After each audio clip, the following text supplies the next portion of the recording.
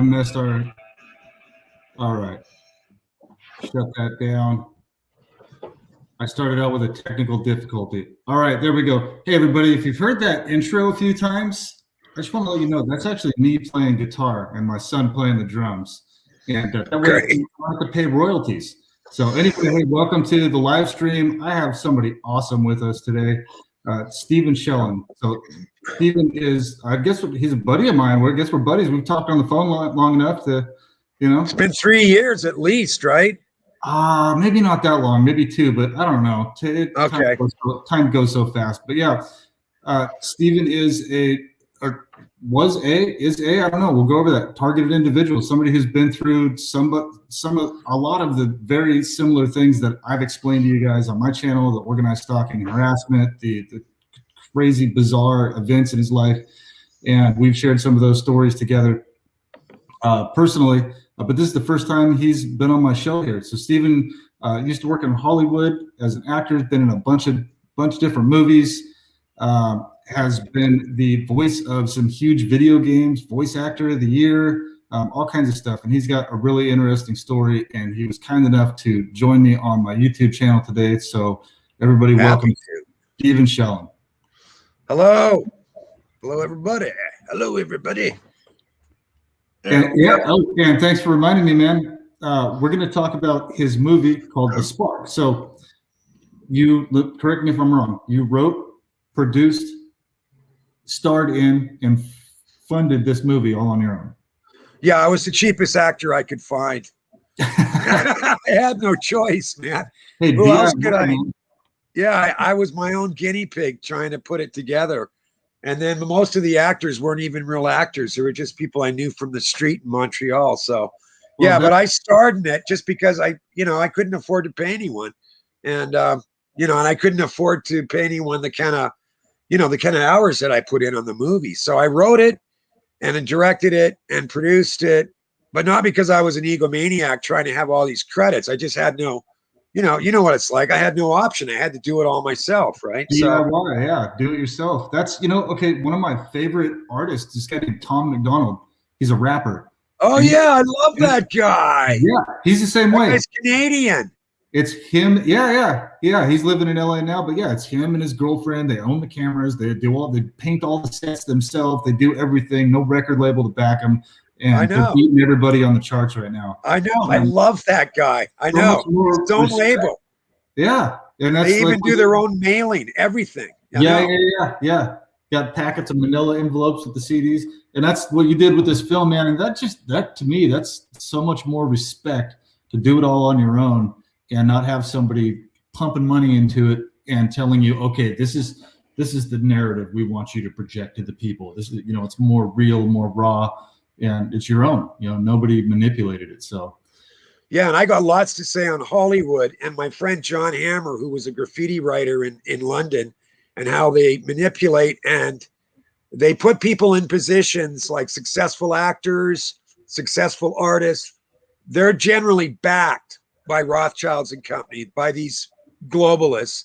And that's how they basically foisted on the public. But yeah, living in Hollywood all those years, and you see these careers sort of appear out of nowhere, and you're like, how'd that happen? Oh, I get it. Because Brad Pitt's a puppet. Okay, that's perfect, Yeah. They need to support people that will not rock the boat, basically. And I'm a boat rocker, at least I am now. I mean, but I saw Hollywood, and I got to say, man, doing my film, I did like over 30 films. Hollywood in Canada, and honestly, I mean, I think it's my my favorite, a film I've been in, and it happens to be mine. Now that might sound egocentric, but Yeah, there weren't too many cooks in the kitchen. There's essentially me and the guy that was the cinematographer editor, and that's it. The two of us, we were the main people that made the film. I don't think it sounds egocentric at all. I think you're proud of the time and effort that you put into it, and you rightfully so. You should be proud of it and say, hey man, this is what I did. This is great. A lot of people look at that as like, oh well, that guy's cocky or that egocentric or whatever. I don't see it like that at all. People should be proud of their hard work, and you should. I've watched your film 5 or 6 times. Wow, that's great. Because I want to show it to people that haven't seen it, people that I explain like what's going on with my life, and I go, okay, here's where you can kind of get a foundation of all of it, how it kind of starts. Oh, that's great. And I made it with that intent. I probably told you that in the past in one of our conversations, but I made the film so people that find themselves down this rabbit hole called targeting, that people can share with family and friends, especially the ones that are disbelieving, and show them the film. Yeah. And like, it's an entertaining film. Not everything I wanted to make it about targeting, but I also wanted to make an engaging, entertaining film. So, it's not my life story per se, although there are elements of my life, but it was really intended to be exactly what you used it for, which was share it with family and friends. And like, this is what I'm talking about. This is what happens, You perfectly showed all of the different aspects without dragging it out 3 hours. It's an hour and 20 minutes or something like that. And you figured out somehow to put in all of the different aspects of the targeting, the technology, the stalking, the weird things they do with the little, the electric gun. I invented that, Michael, the zapper gun. That was just me being creative. I've been contacted by at least 3 people since I put the film out, and they swear that they had that exact kind of little beep, beep, beep, beep thing on them. Do you remember me telling you, okay, I showed my girlfriend this movie. When I was telling you I show people that we watched the movie together Friday night. Saturday morning, I went to the swap meet. I like to go to the swap meet, find little treasures here and there, sell them on eBay and stuff like that. And a girl literally pulled one of those things out of her purse the day after we watched The Spark. It went, boo, boo, boo. Yeah, wow. It's a clown show every single day. So, but yeah, I mean, that's the kind of thing that they do.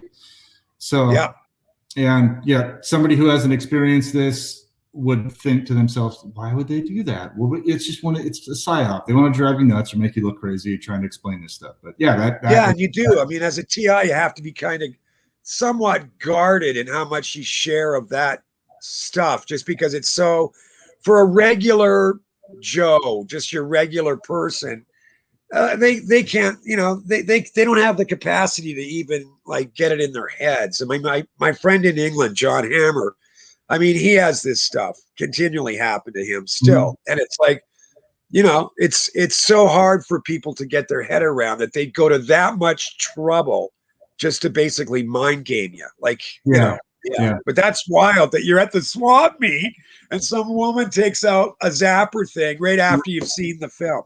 The next day. Wow. You hear that, Ken? That's crazy. I mean, that's pretty minimal compared to the stuff that I've seen. I was telling you the Goodyear blimp story earlier and stuff I explained to other people. So, but for you folks that are watching, I'm getting a bigger audience, not just the targeted individual community, other people. Like I'm in these chat rooms of digital soldiers and citizen investigators and stuff like that. And I'm talking to them, and a lot of them are starting to understand more the compartmentalization and the reasons why people would get targeted, and the federal funding and the global funding and all that stuff. So some of those folks are probably watching this right now too. But the thing that when people say, why would these guys spend so much time on you guys? What makes you so important? What and I try to explain to them government. Oh my God, I'm getting a brain freeze. Government budgets, sorry. So on a fiscal year, most government entities have to spend a certain amount of money or they don't get it the next year. So they come up with all these different ideas and ways to build their government funding, grow the cancerous government, and show a need for money. So they'll they'll give contracts to all these different businesses to do these certain things, and they classify it and they say, oh, it's under national security or whatever. And then we gotta spend all this money and grow it so we get more money next year. And then people have, quote, job security, and it's the problem, reaction, solution paradigm. They create this fake problem, and then they show the public, oh, we got crazy people over here and this guy over here, and we got to watch him. And then it creates more jobs. And then these people make more money through federal funding. So it's not always about the targeted individual. They need a warm body sometimes. That's it. And then they go, okay, we've got one on the list. We can make money. We can grow these government entities. So, but a lot of times. Can you tell the story? Are you at liberty to tell the story? Because it's a great example of when you were in the Air Force. Yeah. And that, you know, you didn't even need like the upgrade equipment or anything. Yeah. I mean, I think it's a great analogy or a great example of like how government funding works. Yep. And this goes same in the military, intel agencies, basically any government agency, pick one, like Federal Aviation Administration, the U.S. Forest Service, the whatever. They have a fiscal year and it goes from July to July. And the way that they earn more money for their, not earn, I hate to say earn, but the way that they get more money the next year is by spending more money, showing a need for that money. And so, and a lot of times there isn't a need. They just have to make one up. And say our fiscal spending for a year would be like $300,000. If in June we've spent $360,000 in our shop on photo, video, equipment, different stuff like that for our journalism stuff, and we need that other $40,000 to be spent in that fiscal year, or we don't get it the next year. In my case, this happened to me several years in a row. Senior Master Sergeant comes up to me, throws the photo and video catalog on my desk. He goes, Barden, hey, we need a bunch of equipment. We need you to spend $40,000 before July, or we don't get that money next year. So I'd go through the catalog and I would get all the stuff that, you know, I thought we needed, upgrade equipment, all that, and I would run out and I'd be like, what do I do? There's nothing else we need. This is fucking ridiculous. How would a business, a privately owned business, ever stay in business if they couldn't? It wouldn't work. It would not. No, work. They'd be spending too much money. Yeah. And that's part of the reason these targeting programs are in place, because of federal funding and why they keep growing. So, yeah, that's my personal story about that. I've talked about that several times, and there's got to be a different system. So, anyway, all right. So I really wanted to talk about Steven's movie here, and I told him before we started this, I was like, all right, I'm going to pull out some clips from the movie that resonate with me. So I'm watching the movie on my phone, and then I'll screen record it, and, take a little clip out, and then upload it to my computer and put it in this program, this StreamYard that I use. And I'm on clip 5, and I'm like, man, I'm not even halfway through the movie right now. I better stop so we don't show the whole damn movie during this interview. So I wanted to show you guys some clips from this movie, and again, for those of you that are new to this, that aren't targeted individuals, part of the targeted individual community, that are trying to understand what the hell we're talking about, this is probably one of the most complex digs or research topics that you could do and understand. It's almost impossible to understand if you haven't experienced it firsthand on your own. That's true, Michael. It's true. It's changing a little bit. Oh yeah, and that's thanks to guys like Bill Binney and people that have credibility already, and they've been speaking out about it forever. But now people are almost conditioned or ready to actually hear what a Bill Binney has to say about it. Now it's not so far out and unbelievable.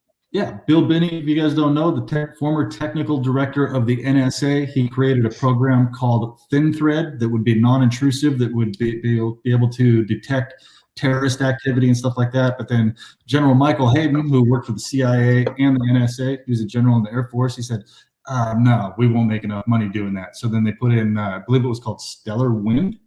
Maybe I forget. But anyway, General Michael Hayden scrapped Binney's thin thread program, and then inserted what I believe is a lot of this Stasi targeting type stuff. So yeah, being an Air Force guy, it's a stab in the back to know that an Air Force general is part of this whole Stasi thing. That's why I got my hat on. No backstabbers. Backstabbing. So, all right. Well, maybe let's play these guys a clip from your film, Steve. Is that all right? Yeah, absolutely. Go for it. Okay, so I kind of effed up. Oh yeah, by the way, language alert. We're not gonna be censored. I kind of have I was in the military for 14 years. I say fuck when I feel like it, and there's some language in this in some of these clips, but that's what you do when you want to express yourself every now and then. And, yeah, I don't get many criticisms on my language. I mean, anyone that's gone through this, I mean, big deal. I used some swear words. I didn't hurt anyone. Come on.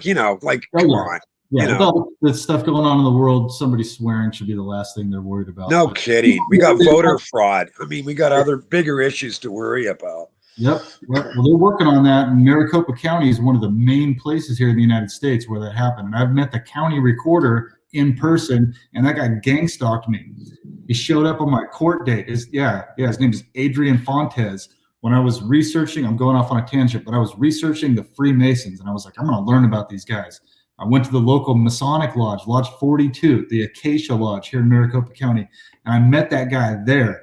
And after I went to that Masonic Lodge and I was like questioning him, and I never got like any kind of clear answer. It was always these roundabout, vague answers about what Freemasonry is and all that shit. Well, I met the county recorder, Adrian Fontes, at that Masonic Lodge. What was it, like outside on the steps or something? Or no, they invite you in. You just don't. You're not allowed to go into the ritual room that has all the black and white checkers. Yeah. They go into the front area and out on the back patio, and then that's when they basically question you. You know, they talk to you and get to know you and see if they want to let you in the lodge or not.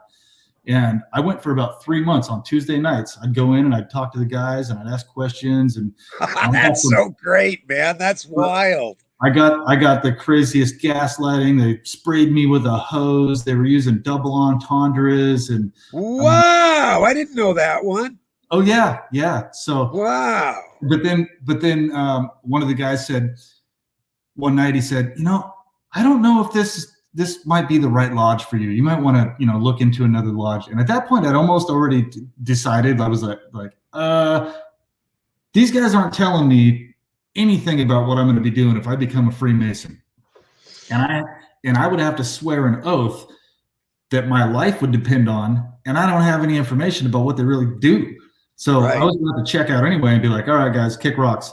But the guy was like, you should probably check out another lodge. And I was like, appreciate thanks for letting me know. And I got up and I walked out, and that was the last that I ever had anything to do with those guys.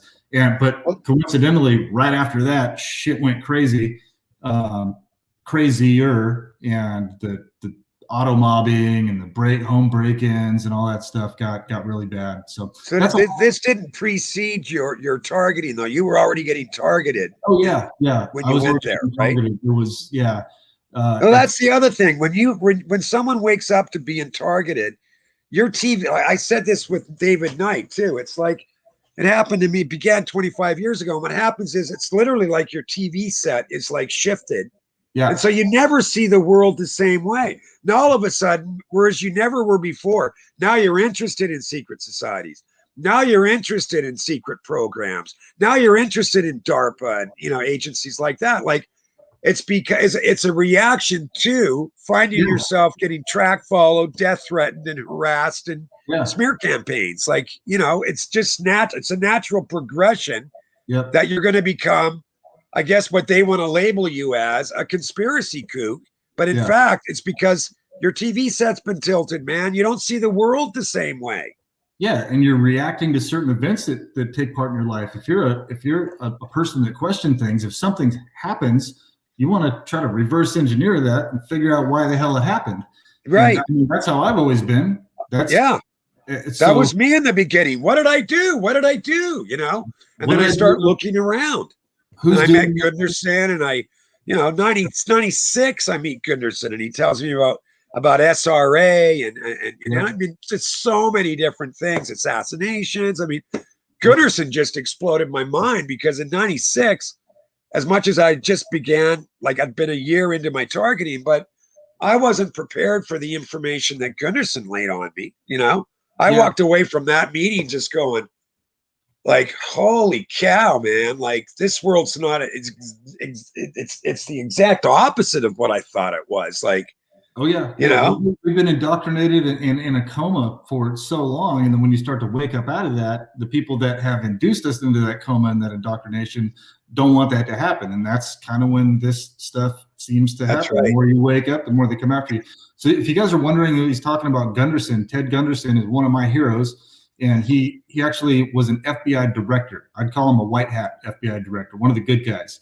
And he came out and blew the whistle on satanic ritual abuse, chemtrails, all kinds of different stuff. And they said it was a suicide, I think, but he was murdered, suicided, arkancided, whatever you want to call it. And Stephen met with him at his house and got.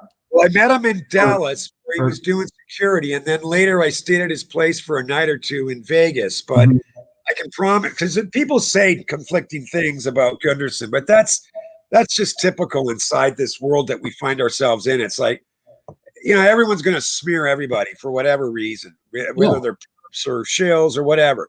But Gunderson had a crummy apartment, had a kind of a beat up, old car. Like, it wasn't like the guy was, living this opulent, lifestyle and money was rolling in. Like, he did his own printing of his own little, like, he had information on all kinds of different topics, and he'd mail it out for a small fee. He probably charged just for the mail, like, honestly, he did all this stuff on his own. Yeah, just enough to survive, because you got to do that. You need money to pay your bills, so you got to charge something for, But yeah, if he was part of their whole system, he'd probably be driving a nice car, big nice house, Exactly. And he was an FBI director. You'd think he'd have some coin, like, I was shocked of his crummy apartment. Wow. Yeah. Well, I'm sure that was done systematically, make sure he didn't have the opportunities financially to, to enjoy the finer things and to have to struggle instead of, because when you have the capital, you have so much more power. To carry through your task. Yeah. Yeah, you know more than I do. I've been pretty much broke my whole life. I've been struggling, but that's a whole nother talk show. So, all right, let's get into some clips here. I'm going to play the first clip, and I kind of messed up. I know better to do this. The first clip I did is like 4 minutes long, and that's usually too long for a clip. The other ones are like a minute, but we'll just start you guys off with the first clip I brought out from the, if I can find it here, from the Spark, and then Steve and I can talk about that, or Steven can talk about that. All right, here we go. Clip 1 from the Spark. You know how I've gone all over the world. I've shot in Australia, Africa, everywhere, China, everywhere, always a shoot. I'll always stick behind and talk to the authorities, show them her photo and ask questions. I mean, I've been doing that right up until a couple of years ago. I'm still try,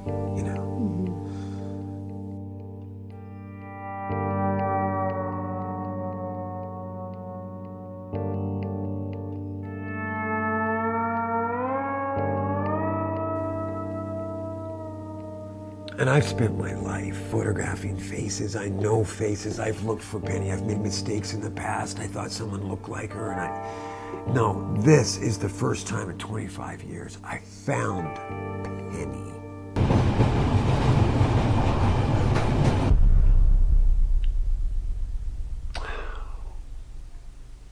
When she disappeared, they didn't seem upset. I was the only one that cared. That's what it felt like.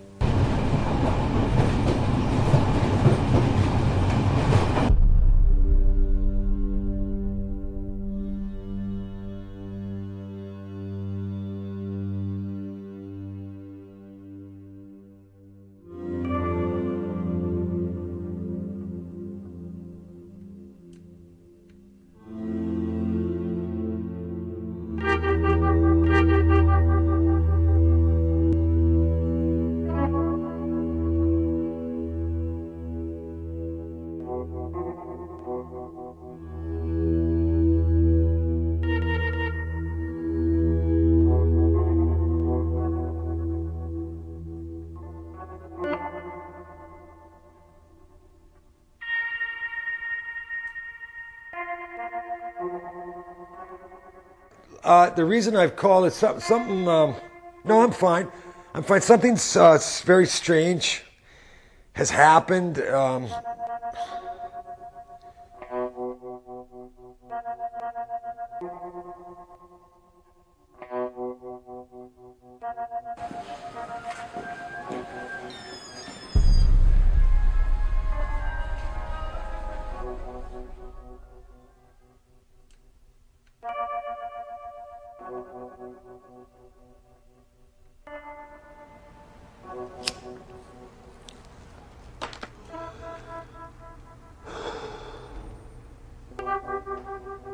Thank you. Thank you for calling me back.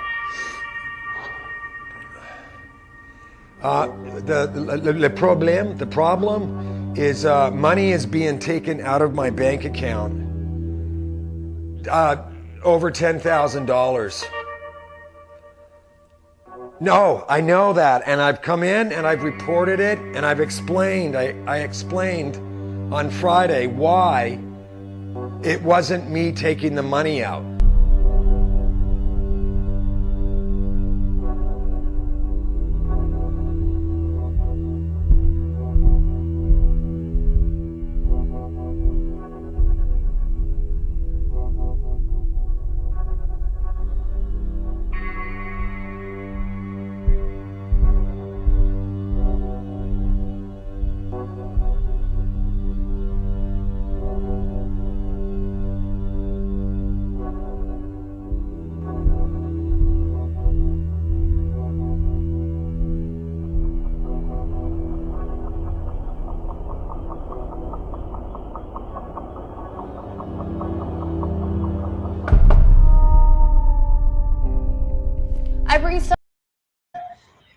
Please tell me you can see that on your end. Yeah, I could. Okay, awesome. I wasn't sure. Huh. So that part right there, he's talking about somebody that he loved in his life that just disappeared out of his life. And that part resonated with me because that literally happened to me. My wife just disappeared one day. I was married for 6 years. I was with her for 9 years. And out of the blue, she took off. Our brand new car, little section of clothes from her closet was missing, and her camera. She was a professional photographer like I was. And she just disappeared. I called her family. I called her friends. I was putting pictures of her out on Facebook. And I seemed to be the only one that was concerned that something was wrong with her. I didn't know if she got kidnapped. I didn't know if she was, what the fuck happened? And it took a couple weeks. This would be a really long story, so I'll just keep it short. But it took a couple weeks before I even figured out if she was okay or not. And then she messaged my daughter something weird on like Instagram and said, "Don't worry, I'll be gone forever." And I was like, "Wait, was that a typo, or was that like this, like another jab? You know, like she's trying to mess with my head." And I loved her more than anything in the world. I would have jumped in front of a bus for her. But now that I look back, it's possible she could have been a handler, or even like a bloodline targeted person that was pushed into doing this to me, or something. I still don't know the whole story. But when I saw this scene in this movie of how Penny disappeared, and Michael in the movie is like dumbfounded, like, why doesn't anybody care about this? What does it seem like I'm the only one that cares? And then, wow. Oh yeah. Okay, here's the synchronicity with this film with me. So your name in the movie is Michael. Okay? Yeah. You're a photographer. Yeah. Wow. I'm a photographer. I literally do that now for one of my jobs, one of my 3 jobs that I do, and that's what I did in the Air Force. And your wife disappeared, and you didn't know what happened to her. And yeah, so and her name is Penny in the movie, and my current girlfriend, her maiden name is Penny, Penny. Wow. So just, coincidental things, synchronicity kind of stuff. But I didn't know that about your wife disappearing. Maybe you told me, and could I have forgotten? I mean, that's unbelievable. Man, you know how it is. There are so many different things. It's something new every day. What precipitated her leaving? Did you guys have an argument, or it was just like in my film, like she just went out for a bottle of wine and a loaf of bread and never came back. Like, No, well, there had been a few arguments, but not to the point where you would think that somebody would just leave. But it was, no, I actually took my daughter to the orthodontist. Took my daughter to the orthodontist appointment. We came back, our car's gone. And I was like, well, that's odd, because as far as staying in communication, anywhere I went, I would let her know, hey, I'm going to go here. I'll be back around here. She would do the same thing, and we always stayed in communication. I got back, and she was gone, like the countryside. wow. She was about as gone as a girl can get. Wow, man. Yeah. Was she the mother of your children? No. Okay. So no, I had my kids young, 2 different moms. My kids are adults now, 18 and 23. So Yeah. that's a whole nother talk show. Them, they might have been part of this whole thing too. I'm still trying to reverse. Did you ever hear from your wife that disappeared? I mean, was it ever like explained? Yeah. Well, no, I got like a roundabout explanation, kind of like when I went to the Masonic Lodge. They never answered any questions, like with a real answer. But no, I finally got her on the phone, and I was like, what's going on? She goes, her answer was, I panicked. I was like, about what? And so it was like this non-answer. It's the second time it happened to me, actually, when someone just up and disappeared. Yeah. I had a girl in LA. She was a beautiful black girl that was like Miss UCLA or something like that. And I'd met her, and she didn't have a place to live, and she had this kind of hardship story. So I had a beautiful house in Hollywood Hills. I said, well, you know what? If you're struggling, like, you can move in with me for a while. And we were involved in a relationship, so it seemed natural, right? I gave her a BMW to drive, and then she just freaked out one day and took my car, crashed it, and was in like a white brassiere and white panties and covered in blood. And I think she'd cut her wrists. And I'm like, what's going on, Pilar? Yeah. Her name was Pilar. And then I was away working, I think, on some acting job, and she was there taking care of my dogs. I mean, she didn't have to pay any rent, and we were fine. Everything seemed normal. And, she was starting to act very weird, but I didn't know what box to put it in. And then I came back, and sure enough, my car's not there. She's left me a message on my machine that, I love you too much, I have to go. I couldn't do it. I couldn't do what they wanted me to do. So okay. I have to leave. And I'm like, what do you mean? Like, that who wants you to, like, and then she split, and I guess she ended up in London, England. Like, it was bizarre. So it sounds a little like that's kind of where some of the genesis for the idea of Penny came from. Okay. Because I had nothing that precipitated it. It's not like I slapped her or beat her up or we had some terrible argument. No. She just suddenly started freaking out. And then she left me that weird cryptic message where, I have to leave. I couldn't do what they wanted me to do. And I'm like, and she knew like Jack Nicholson's people, and she knew all these kind of older heavy hitters in Hollywood, even though she was a lot younger, but she'd worked for Rafelson or what. Anyway, she was connected to these people. I never did find out. All I ever did find out is that at a very young age, she was sexually active, and there was obviously abuse issues there. Like, girls don't normally start having sex at like 10 or 11 years old. You know what I mean? So I knew there were sex abuse issues, but I mean, who put her up to this? I have no idea. Oh, she also stole money out of my account. Like, Here's my take on that, just from my experience and just from the small amount that you told me. In a targeted individual's life, there are honey traps, and honey traps are sent to you to infiltrate your life. You meet them and they placate you, and you say, oh, I like to go to live shows. Oh, me too. I love that.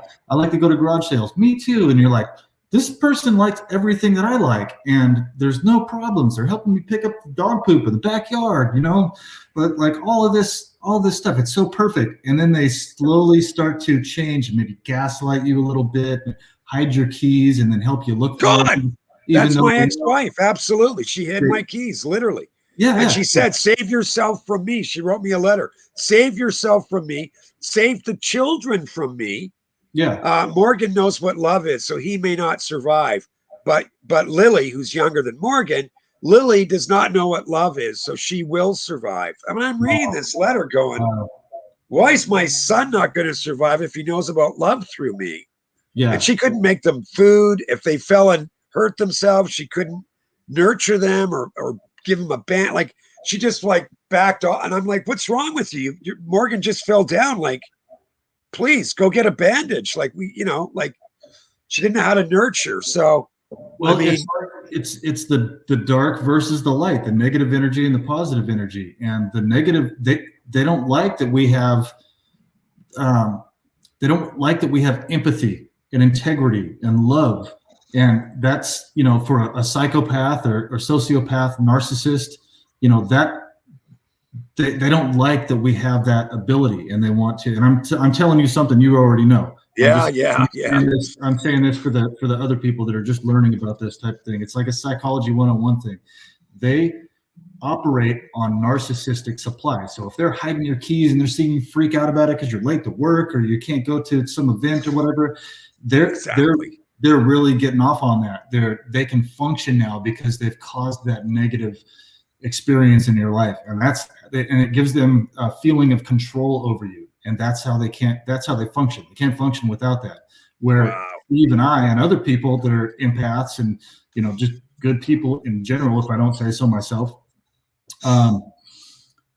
operate. No, we're normal. I think we're normal. I mean, yeah, exactly. You see somebody succeed, I don't try to hurt anyone. I'm not malicious. I'm not prone to jealousy, even. Like, like none of those. I don't have those kind of qualities. I don't. I never would get off on someone being, hurt. My ex-wife. I mean, the funniest thing for her was an old man getting run over in the street, or like, and I'm like, how do you find that funny? Like, that's not funny, Florence. Like, he's an old man. Like, why would that be? No empathy. Yeah. That psychopath, that narcissistic supply, the spiritual. Thank God you didn't have children with your wife. Yeah. Well, I mean, the other ones might have been about the same type of thing. So I won't even get into that. I got married when I was 21. And had my first kid then. And I won't even go. Well, that'll be a whole nother hour with this thing. Oh, wow. But yeah. Well, that's just the thing that most TIs go through also. It's like, well, when did this begin? Because you see this, mine began, I thought, in 95. But then when I think back about Pilar and that whole experience, and I can't do it, I can't do what they want me to do. And I'm thinking, who's they? Like Bob Rafelson and Nicholson, like, who's they? Right. Mm-hmm. And so you start to wonder, like, I guess it's natural. It's like you start to wonder, well, maybe I was, targeted, but I had no idea I was targeted. Like, way prior to when I actually saw it, from birth, maybe. I mean, it's hard to say. People say, when did it start? And you're going through the timeline of your life, and you're like, well, okay, now that I know how this whole thing works, this situation seems suspect. And then it keeps going further and further back for me personally. But then you learn about generational satanic ritual abuse. And it's like, wow, was I born into this? Then I'm thinking about it. Yeah. He had gone through in his life. He was molested when he was a little kid by the guy down the street and went through a bunch of crazy shit. And I'm thinking now, wow, am I one of these generational ritual abuse, type things? So I don't have all the answers. I'm still trying to figure it out. Me too. When you hear, if somebody says they have it all figured out, it sounds a little suspect. Unless they trust it. Yeah, I go through that with TIs too. I mean, I have to say this, not to rain on the parade or anything, or rain on TIs, but yeah, you find a lot of TIs, or some TIs rather. They're adamant that it's this. It's directed energy. It's this. It's and it's like, well, wait a second. I mean, I was kind of a big deal. I was starting Lionsgate Film Entertainment. Like, there was a lot to rip off from me. I had TV series ideas stolen that were made into TV series. I never made a dime. Like, there were reasons other than me just being an experiment. I mean, Kim's here. She can tell you. People have financially benefited, from my fall from grace. There was money to be made as well. And I'm not discounting any TIs that say, that they were experimented on and they were just a guinea pig. That's very possible. I know that happens, but I just don't like TIs telling me that, no, this is what you're targeting and this is exactly what happened. It's like, well, how do you know? You're not me. Like, Yeah, like yeah. I think some of I them don't get a whole bunch of directed energy weapons, thank God. But I've certainly had my fair share of heartache, my children being threatened, stolen, like, yeah. So death threats. I mean, come on, Yeah, I think some people, when they've been traumatized that much, they feel better thinking that they know the specific answer, and they just like to say, or they feel more empowered if they're like, well, this is exactly what happened. This is exactly what happened, and it takes a pretty strong person to say, I don't know. I'm still investigating this. I'm still trying to figure it out. And that's the only truthful answer, unless you get some verifiable evidence that can prove beyond the shadow of a doubt exactly, what these people did or how it was funded or stuff like that. So I mean, that's my answer. Is that I don't know all the answers, I gotta say this before I forget. I Sure. think that this rigged election, this cheating that went on during the last election, I think that's opened people's eyes up to the kind of evil that actually runs the planet, and how being a good, honest person, how you just get crushed because there's an evil force in this world that's really undeniable, and really the election fraud, whether you're a Trump supporter or not, the election fraud really kind of spells that out. I mean, look how ineffective so far, maybe it'll change, but so far, look how ineffective the Trump machine has been, because it's obvious that was, cheated. Like, oh yeah, and yet there's nothing they seem to be able to do about it. It's unbelievable. And so people are realizing, wow, we truly are, with the mask wearers and the vaccine, and what's in the vaccine. Oh no, don't ask what's in it. Just take it, or else you won't be able to go to work. Yep. I mean, we're living in really very, evil times. And I think people are waking up. Regular people are waking up going, I wasn't a Trump supporter, but that election was fixed and that was cheating. And well, what's wrong with a democratic society that allows that? So I agree with Stephen 100%, but I have to say this for YouTube so I don't get booted off, that the election fraud hasn't been proven yet, even though I know 100% in my heart that it was bullshit and that there was fraud, but just for the algorithm. Oh yeah, I got you. Yeah. We don't have verifiable proof of that. Also, much like targeting, isn't it? Like, exactly. What proof do you have? I used to get that question all the time from people. What proof do you have? I hate that, Steve, because I know, and that the whole thing was bullshit and it was fixed. But I just have to say that for the censors. I get it. Delete my channel. It hasn't been proven yet, but I do believe they're working on it. They're working on it here in Maricopa County. I know people that are auditing the voting board, the county recorder, and stuff like that. So that is in the process. And also the vaccine. There's no verifiable evidence, but I think the vaccine is complete bullshit. And I think that targeted individuals that have been implanted and that have nanotech in us and that all this technology has been used on us, I think that vaccine we were the beta test. And now they're rolling this out to the rest of humanity, and all those people are going to be connected to this network. I agree. I agree with you. That really makes sense. Whether they also stole from me in the beginning or not, at a certain point, you do become an experimentation, like a guinea pig as well. Oh, yeah. And so I certainly fall into that latter category as well. Yeah. And I do think that we were a preliminary. We were the guinea pigs, and now they're rolling it out for the masses. And yeah, the vaccine. My only thing on the vaccine is, okay, you want to get a vaccine, get a vaccine, but at least have a choice. Now, if I choose not to get a vaccine, it's my body, my choice, right? That's what they say for babies, abortions, right? Yep. I'm not on board with abortions anymore at all.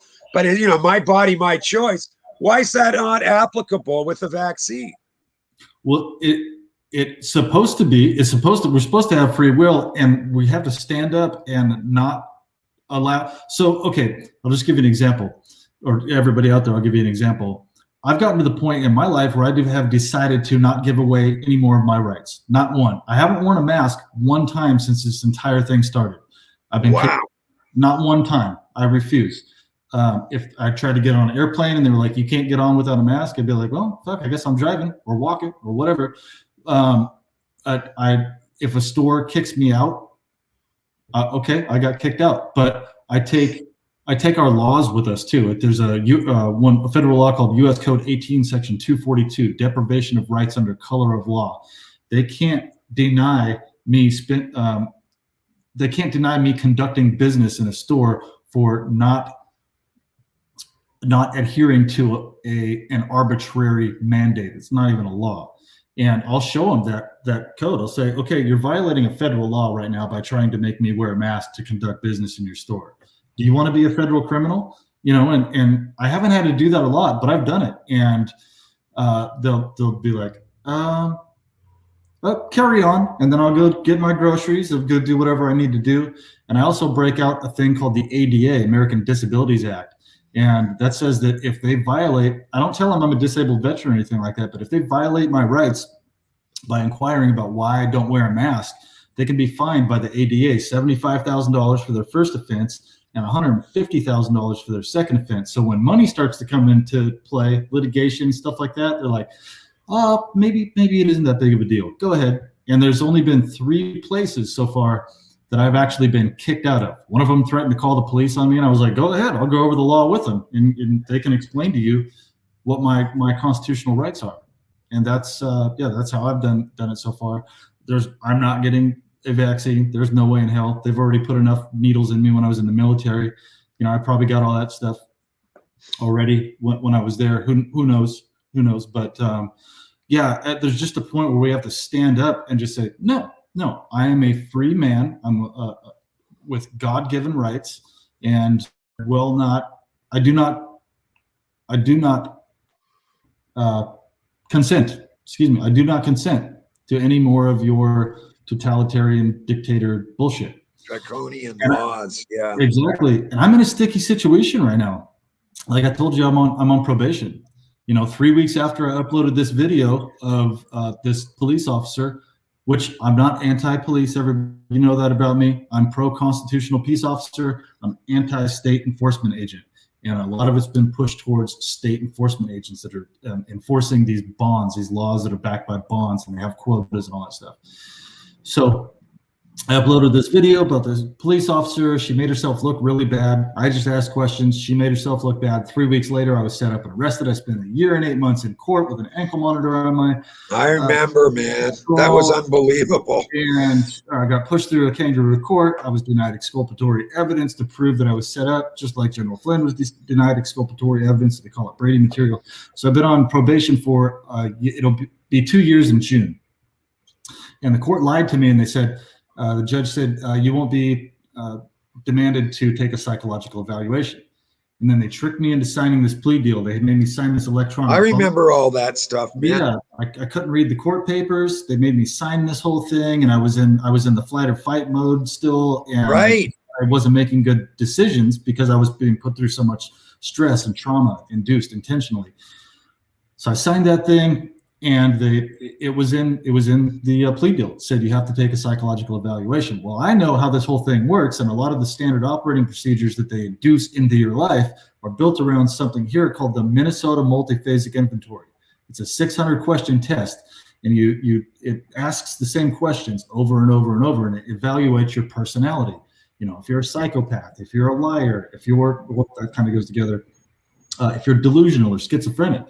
Well, these questions are loaded because it says, are people following you? Do you know who's responsible for your downfall, et cetera, et cetera? So if people are literally following you through town and you answer honestly on the MMPI. Yeah, I get it. You're automatically diagnosed with one of the mental health illnesses out of what's their book, the DMS or whatever they call it? Yeah. So if you take that and if a judge can get paid off or is controlled, if police are paid off and controlled, if all these different organizations are controlled and they'll use that against you, who's to say that the person administering that test, no matter how you answer, won't just say, "Oh, they're delusional or schizophrenic." And once that is put on you, you can no longer testify in a court of law. And that's their lawfare, their weaponized law, use of the law to silence you, to shut you up, and can take further control over your body. And I've refused to take the psychological evaluation. I know I'm sane. I've done more than enough documenting and reporting to prove beyond the shadow of a doubt what I've been through and experienced. The Air Force trained me how to do that. There's no such thing as a mass delusion. Stephen doesn't experience the exact same or very similar things to what I experience in another country, and hundreds of thousands of other people are all explaining the same things.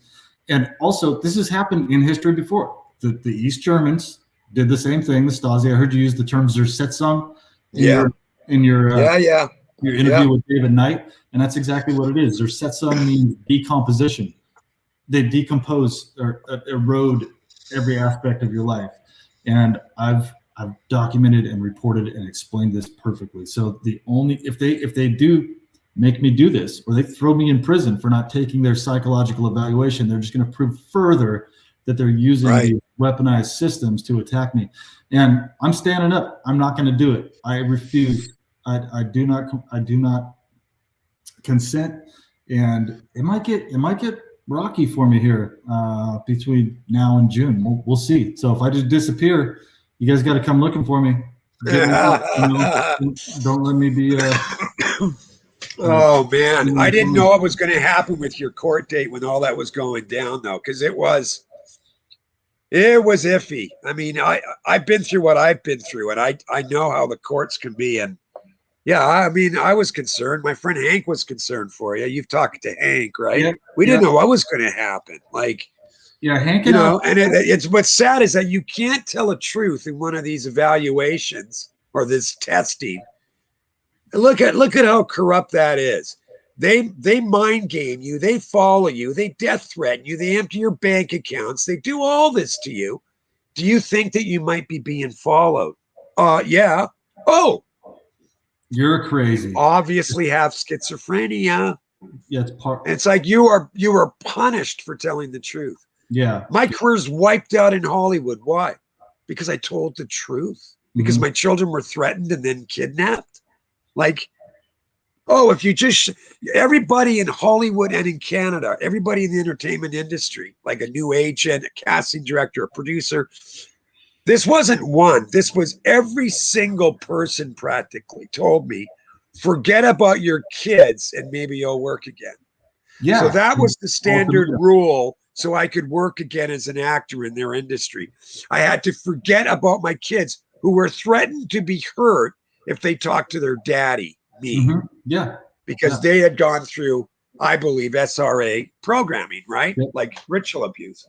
So I had to forget about my kids in order to work again. And that's another reason that this guy, John Hammer, writes about the art world.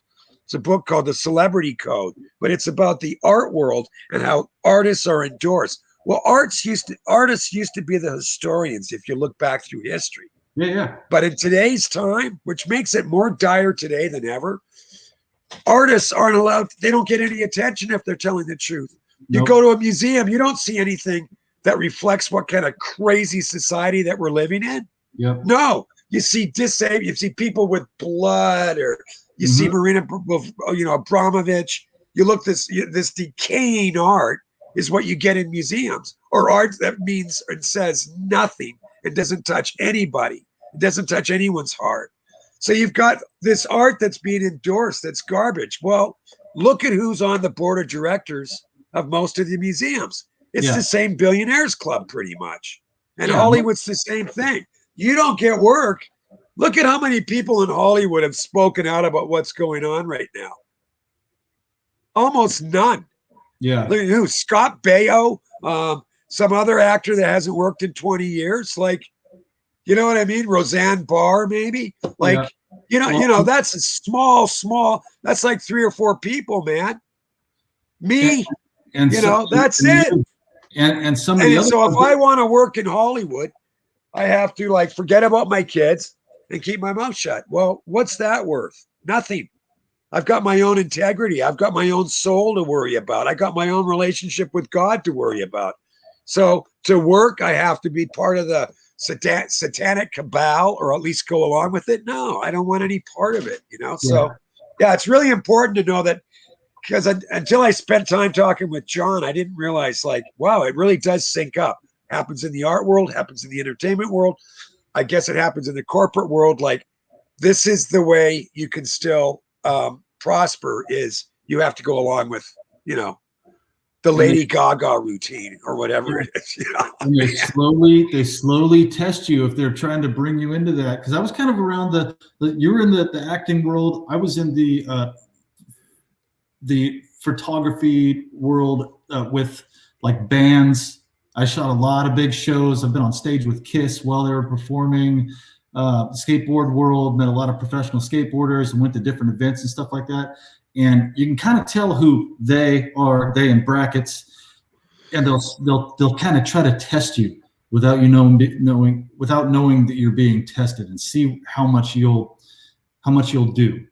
And then if they finally realize, you know, okay, he's not going to go along with this, then stuff goes kind of crazy. But yeah, they may have had my number 30 years ago when I had a poetry beatnik bar in Venice Beach. And I told you, Steve Olson, who was a skateboard champ guy, he was a doorman periodically at that bar. And Olson had been a friend of mine, right? Yeah, Dogtown guy. Maybe they had my number way back then. You know, I mean, I do think that they start testing you at a young age. And I did this interview with Larry Nichols. You know who that is? Yeah, man. He's dead now, right? Yeah. He died 4 or 5 months ago. He's the guy that worked for Clinton. He worked for the Clintons. And he was sort of a bag man or a cleanup guy, right? Yeah. And then his conscience got the best of him, and he was like, you know what, I'm going to blow the whistle before I go. He was I love him for doing that. He was dying of cancer, and he just came clean on everything. Yeah. And he told me about this thing that the Clintons would do, and not just, you know, if the Clintons are doing it, then the whole cabal or Illuminati, whatever the fuck you want to call them, are doing the same thing. And he said it was called kill them while they're young. So they identify kids that have integrity or empathy or just are a good soul early on, young in their life, and then they start to infiltrate their life with all these not organic events and try to paint a picture, create a false narrative about that person, so they can't. So they can't accomplish their goals and become the person that they have, that they can. So because if one of those types of people that would fight their corruption would be successful and get a bunch of capital, get notoriety, and end up in a position of influence, like being a politician, then they would take down all of their corruption. And so they're in this thing for the long haul. So they would identify a lot of these kids at a young age and then start to just destroy their life covertly to make sure that they never got to the point where they could hurt them. Yeah. I mean, that's kind of really frightening. So it could happen even in school. You might have teachers in school watching the kids, and this child shows a lot of promise, but they seem to have a conscience. Or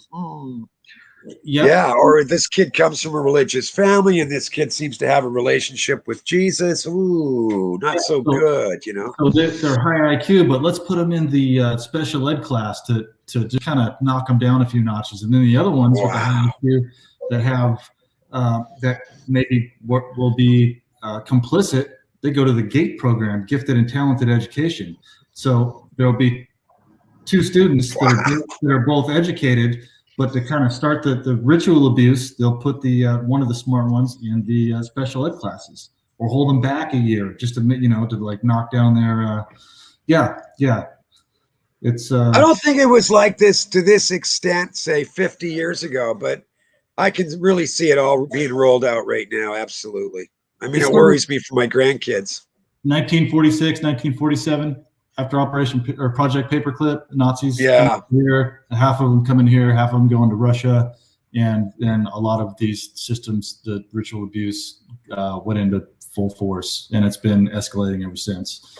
Hey, that's a little off topic, but you had said, like, you're not against police, right? And neither am I, like 100%. Like, I've had some bad experiences.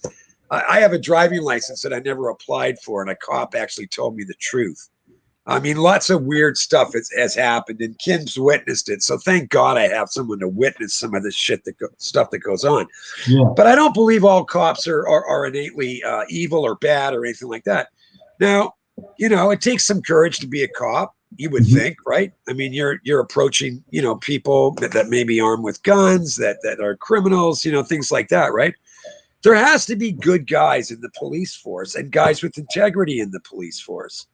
I guess what they do is certain places anyway, I guess they just hold those cops back, break them down perhaps.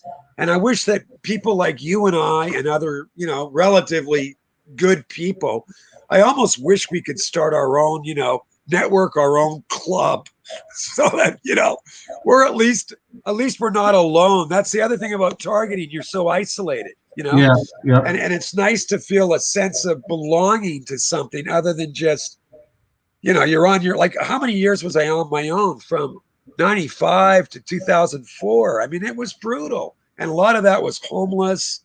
A lot of that was cars running up sidewalks. And I couldn't tell hardly anyone about anything because, no one's going to believe you. So I suffered through all this stuff until I found mind control forums and read stories, like what happened when you realized there's something called a targeted individual. Yeah. Well, in 2003, 2002, I found mind control forums, and we didn't even have the name targeted individual. Yeah. But at least I read other people's stories, and I'm like, oh my God, this is exactly what's happened to me. Very similar. Yeah.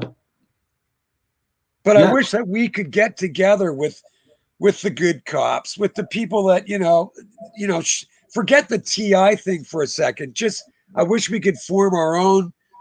And I guess to a certain extent it's happened, but they call that being right wing, but it would be nice to be together with like-minded people and have a real force, to us, because the evil right now it just snuck in. It snuck in like the Trojan horse. Yeah. This evil, the Rothschild and Company evil is just. Oh yeah, it's all been designed with everything. planning and Zionists, Nazis, whatever they are. Unbelievable. Well, there's just to not answer a question, but what you're talking about, to expound on that a little bit. So there's a publication called LET, Law Enforcement Today, and it's written by police officers. They have former police officer, journalists, and they're actually the ones that put out this story about how Maricopa County is controlled by George Soros, and that the sheriff here, Paul Penzone, I talk about this guy all the time, and coincidentally, the next day I see sheriff's cruisers all around my house. Paul Penzone was paid millions of dollars by George Soros to get rid of Sheriff Joe Arpaio. So, right. And these are cops calling out people that have been placed by George Soros. So those are they're conservative, I guess I would say, which is so weird. I've never called myself conservative or liberal or anything. I'm just a dude, and I pay You're a attention. skateboarder, man. I mean, how conservative can you be? Same for me. You're right wing. Steve Shellen's right wing. Really? I'm right wing? Yeah, I'm multi. That's weird. I was I never fit in a group. I was a skateboarder. I was going to rock shows and doing photo shoots with models, but at the same time, I was a firefighter, active duty firefighter in the Air Force, and then I was a journalist in the Air Force. So I lived like these. People would say like multiple lives, but it was just I was doing more with my life than just one thing. I get it. So I totally get it. Yeah. I totally understand that. But yeah, that's the other thing. Everyone's got to get pigeonholed, and it's like mentioned it to David Knight too. It's like I can change my opinion about anything anytime I want. Mm-hmm. I don't really care. I don't have to be right or left. I don't have to fit in that paradigm, whatever it is. I can make my decisions independent of belonging to a group, left or right. Yeah. Like I may be wrong, and if I'm wrong, hopefully someone corrects me or I learn more, and then I make the adjustment. Based on new information, your opinion can change about stuff. You learn one thing. Yeah. Oh well, that changes all of this section that I thought was reality because I know this new information now. So now That's I have right. a new opinion. And aren't we all like that? And that's why I guess it's good or healthy for you and I, let's say, or other TIs out there that are listening.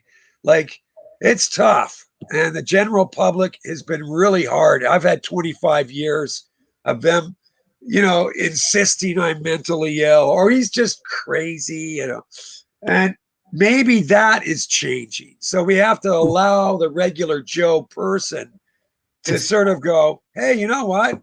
This Michael Barden guy and this kind of, long-haired, hippie-looking Steve Shellen guy, maybe they're not lying. Maybe they're not crazy at all. Like, maybe there's really something to what they're talking about because Bill Biddy talks about it. And,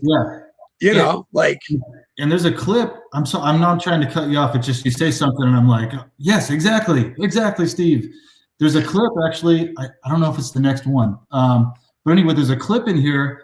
When did The Spark come out? 2018? What? It came out in a festival in Montreal. The guy that ran the festival, I think it's the best festival in Canada. But there's no red carpet. There's no paparazzi. It's none of the Toronto Film Festival BS.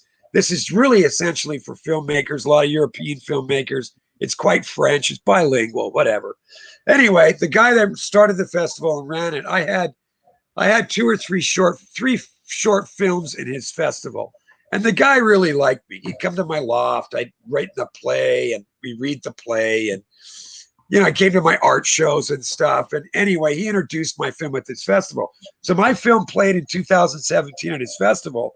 Okay. But then after I saw it on the big screen, and this is a larger screen instead of a computer, and then, when you blow something up like that, anything that bothers you as the filmmaker, it's like, and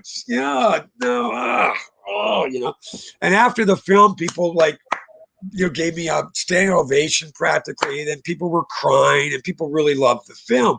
But inside I'm going, ooh, there's things I really, I didn't like. And I had the luxury because I didn't have no one's going to distribute my film, man, because I'm blacklisted. So after it aired at the festival in 2007, ended 2017, October 2017, I then took the film and then I worked with my editor, who's the same guy that shot it. Now, he uses a fake name in the credits because he knows my situation. So he was not to use his real name. Anyway, him and I worked on the film for another 6 months and even reshot 1 or 2 scenes. So the film you see really came out in 2018. Okay, so here's why I asked that, because we're going through the Great Awakening or paradigm shift or whatever you want to call it, where people they're waking up and they're realizing, hey, some of this conspiracy tinfoil hat shit is legitimate information and it's not such a fringe thing anymore. More and more people are waking up and going, okay, this makes more sense. So in 2017, when that film came out, some of the things in the film, people would have been like, oh, that's completely science fiction. And now, if they watched it, they're sitting there going, wow, this guy was really ahead of his time. How did he know all this? So I'm going to play a clip here. My battery's running low, so if I end up cutting out, I'll be around somehow, Oh, can you plug it in? Yeah. Did she leave? She better not have gotten wine. Well, here, I'll play this clip if you want. If you want to grab your charger, I mean, I hope she's not out there getting wine again. Okay, I'll play the clip. I'll go look for it. Okay. All right. So everybody, we were just talking about how some things that sound so just out there or science fiction, crazy, whatever. And as time passes and you learn more information, it starts to be more prophetic, or maybe just somebody that has had an experience that you haven't had. And they're trying to tell you about this stuff. So let's see here. Okay, so this is the clip. I'm playing this out of order, and there's some language in this clip, but hey, we're all adults here, right? So check this out. These fucks hooked real time, no delay, only through phantoms so I dig up anything. Fucking cocksucking cunts. Do me a favor, okay? Nothing is fucking safe anymore. Write down what you want. These fucking spooks, they all work together, cocksuckers. I need the name, whatever else. Nothing is safe. Mercs swarm around with their fucking devices, lasers, all that shit. Advanced weapons like you can't fucking believe. Yeah, Tesla did all the work. He was the fucking genius, and then what? 100 years later, those fuckers are using that same tech against us. Everyone in this here slave colony is getting fucking watched. Don't trust your thoughts either.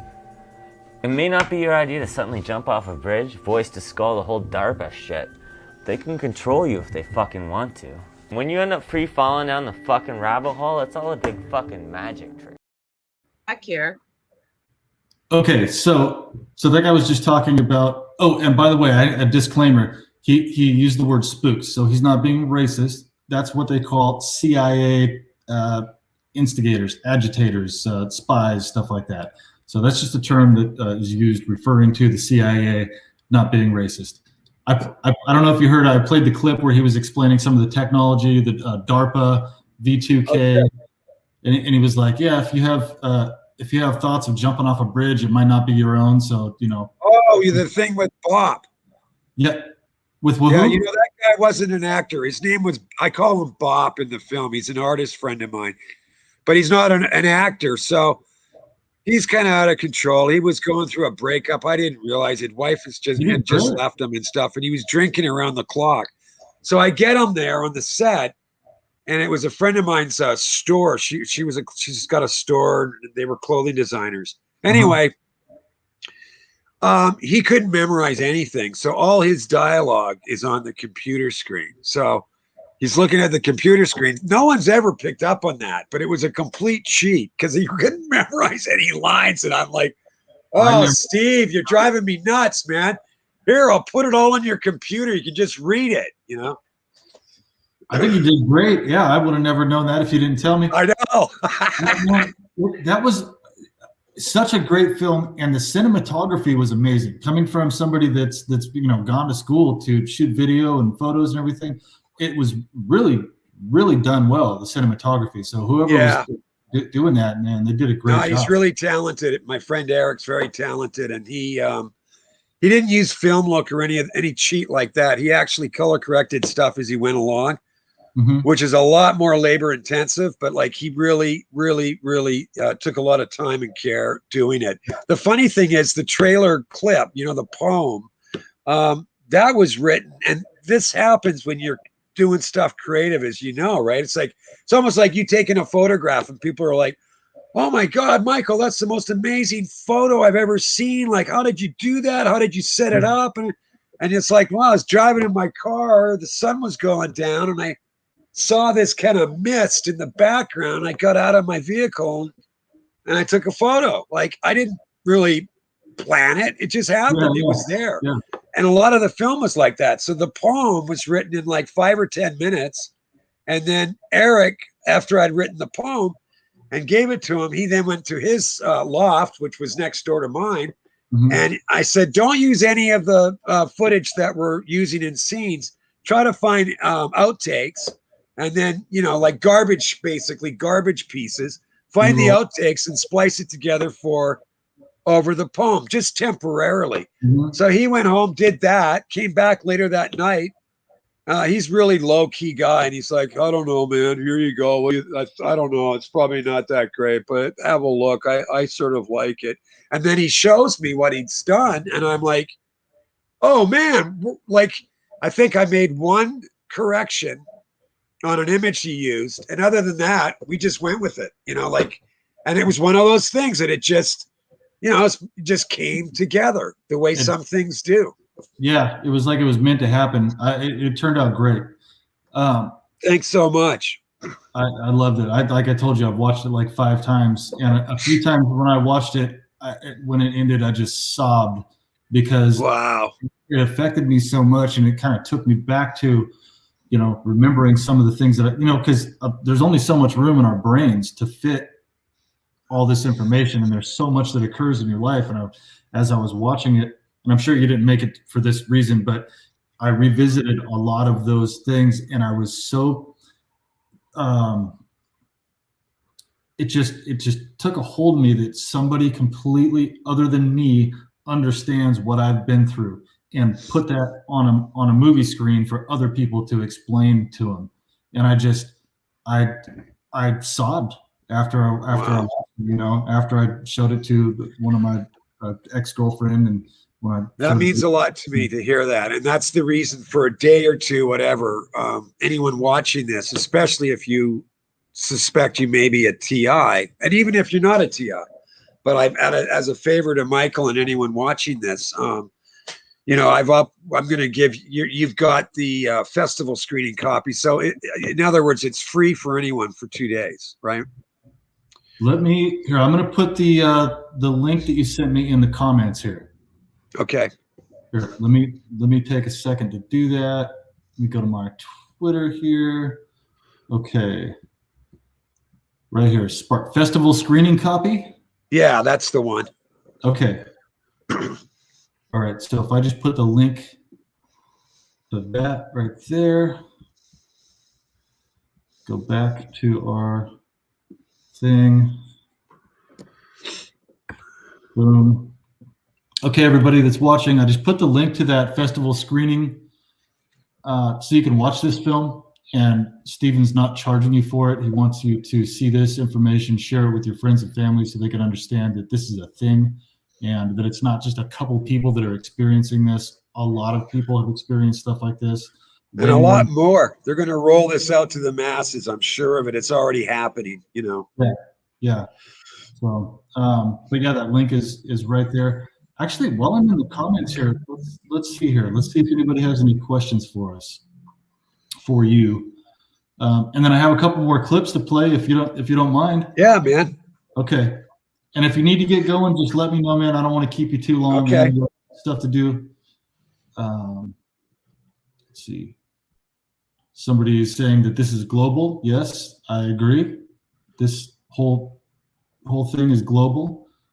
True Kism says Canada is one big stalking stage.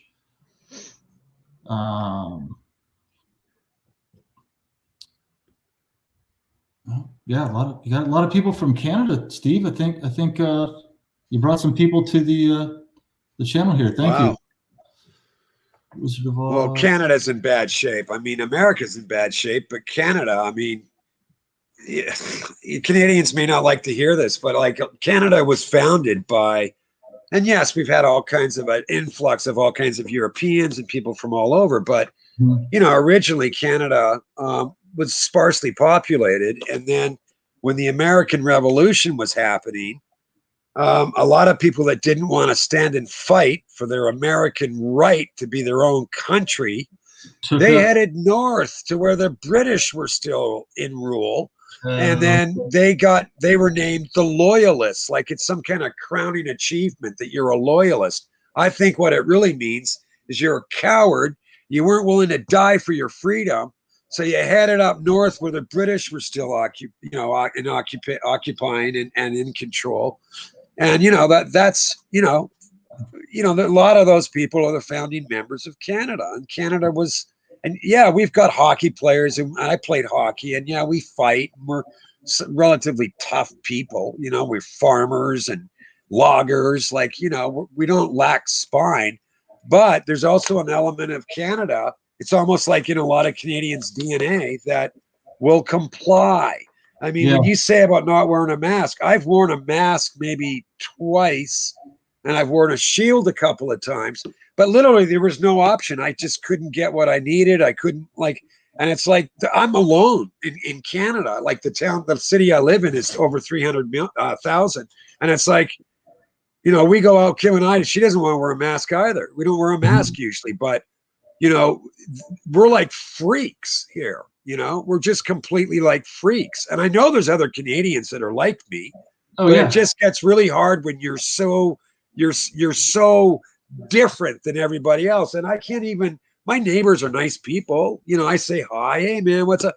But I mean, everything I say to them is pretty much superficial, because if I actually get into anything, I mean, oh my God, if I talk about, Trump, or if I If I mention, I've been critical of Trump as well. So like I'm looking at everything like as making my own judgments about everything. But you know, I can't get into a discussion with my neighbors about any of this stuff because I don't know. They watch their mainstream news at 6 o'clock. I really don't know. And I'm 63, so I'm not a young guy anymore. Like I'm part of the older people, and a lot of my neighbors own their own homes. They've had careers. They may be retired doctors, lawyers, whatever, but they're around my age. But I mean, I see them, and you know, I look at them, and I just think, wow, that guy is so old.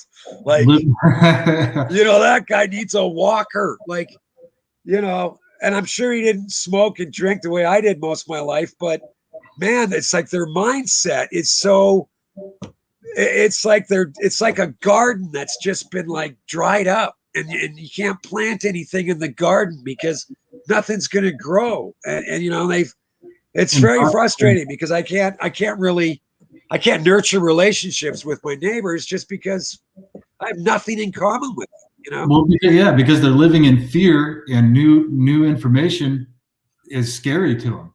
And I'm not just saying talking about Canadians because I've never even been to Canada, but same thing here. You know, you try to give somebody some new information, and they're like, "Oh, that's scary. I don't want to go there." You know, and that's how these people try to control us, is through fear and being afraid to think for yourself and talk about what's really going on. Yeah. Do you know who Amazing Polly is? You ever heard of? Yeah, she does great research. Okay, yeah, she's one of the Canadians that there's a handful of you guys that I'm like, bring those guys to the United States. They're more American than half of the Americans we have here.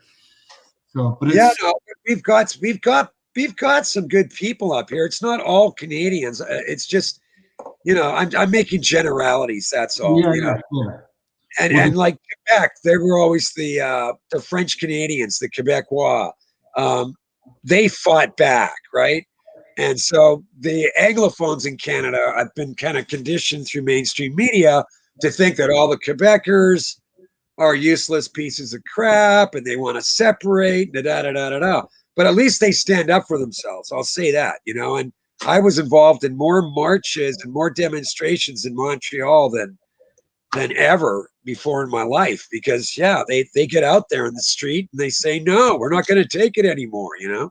Yep. Yeah, I see a bunch of people from Canada I'm on TikTok. Everybody's like, don't go to TikTok, but there's actually a lot of good content on there. And I see a bunch of people from Canada doing citizen investigator type videos. You know, you only get a minute to go on there, but they're talking about what's going on and trying to get information out and stuff. And I don't know if you've checked that out at all. You'd be great on TikTok, man. Do a couple short clips. So, I'm going to do something with this guy. I can't remember his name. I just talked to him yesterday, but American Canuck Radio or something. Okay. Anyway, sounds really informed and really, and him and I share a lot of the same opinions. Because remember, I lived 20 years in the U.S. and my mother's side of the family was American, right? American. So yeah, I've got that. I'm happy to say I've got some American DNA in me as well, right? And I'm also proud of my dad, my German, and my Canadian heritage. But yeah, I've got both Canadian American. So does this guy that I'm going to do this thing on, American Canuck Radio or something. But yeah, we share similar viewpoints on Canada, U.S., that stuff. Well, let us know when that happens. I'll share that for you. So yeah, great. Speaking of clips, I'm going to go ahead and play. I'm going to play one more of these clips here for you guys.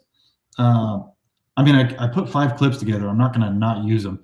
So, like, I just got to say one thing before I forget. Isn't it funny, Michael, that like we're paranoid because we think people are following us and smearing us and working against us, and yet we don't want to wear masks. We don't want to get a vaccine. Like, we're the paranoid ones, man. Yeah, if somebody tells me to wear a mask, I'll say, no, I don't believe in conspiracy theories. I'm good, thanks. It's true. And I tell people all the time, too, if they say something about being paranoid, I go, well, okay, there's a difference between paranoia and vigilance. Paranoia is when nobody's trying to harm you and you're afraid of everything. Right. Vigilance is when you are educated enough to know that they're after you and you're protecting yourself. So there's a big difference. There was Omni magazine or something 25 years ago or something.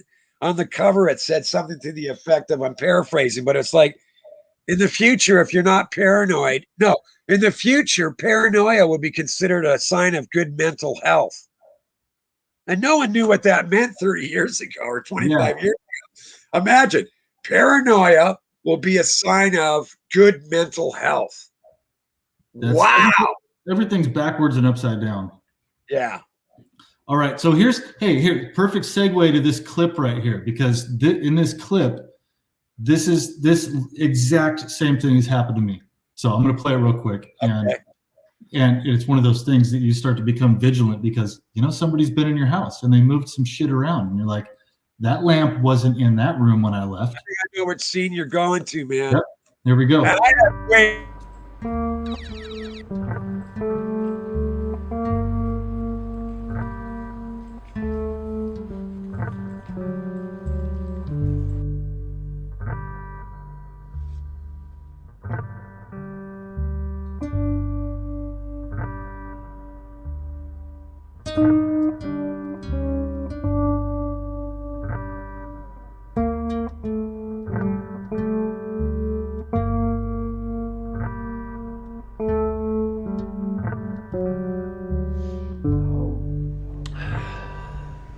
Yeah, I'd like to report a break-in.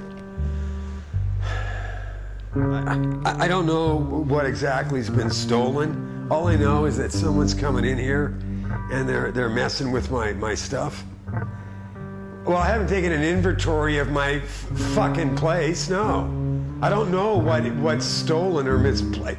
Things are being moved around. No, I'm not on any medication.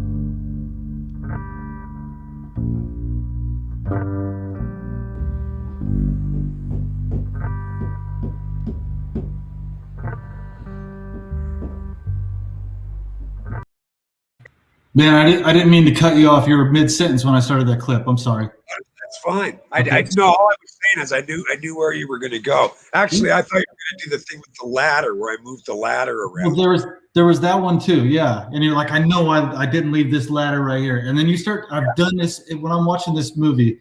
I'm like, oh my God, only somebody who's experienced this could put this together. Right. I'm doing the exact same thing, and I'm in my house. And I know that they listen because my conversations are repeated to me when I'm out in public. Somebody will have the exact same conversation I just had with my girlfriend in the privacy of my own home.